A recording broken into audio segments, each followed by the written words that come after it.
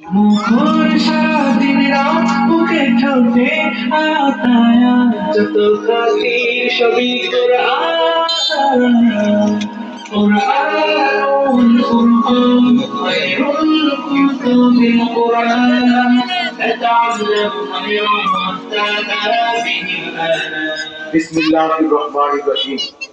সম্মানিত এলাকাবাসী ও ইসলাম প্রিয় তাওহীদি জনতা, আসসালামু আলাইকুম। নুরুয়া দারুল উলুম ইসলামিয়া মাদ্রাসা ও এতিমখানার উদ্যোগে আসছে 1 ডিসেম্বর রোজ রবিবার বাগজোহর হইতে মাদ্রাসা প্রাঙ্গণে 37তম তাফসীরুল কুরআন মাহফিলের আয়োজন করা হয়েছে। উক্ত তাফসীরুল কুরআন মাহফিলে সভাপতিত্ব ও নসিহত পেশ করবেন আল্লামা ইসমাইল হায়দার, মহাপরিচালক সরস্বতী দারুল উলুম ইসলামিয়া মাদ্রাসা ফেনী। আরো আলোচনা পেশ করবেন মুফতি ইউসুফ কাসেমি, মুহতামিম দাগনভূঞা আশরাফুল মাদ্রাসা ফেনী।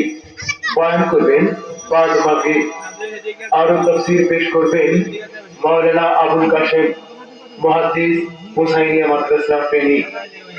উক্ত তাফসীরুল কুরআন মাহফিলে আরো তাফসীর পেশ করবেন মাওলানা গরিবুল্লাহ বশিরি, মুহতামিম জামিয়া ইব্রাহিমিয়া মাদ্রাসা সেনবাগ নোয়াখালী।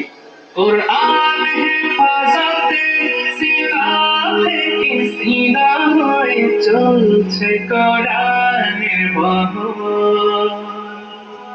আর যত সই বুক বেছে তবে কোরআন খোদা গেঁথে দেন বুকের ভিতর।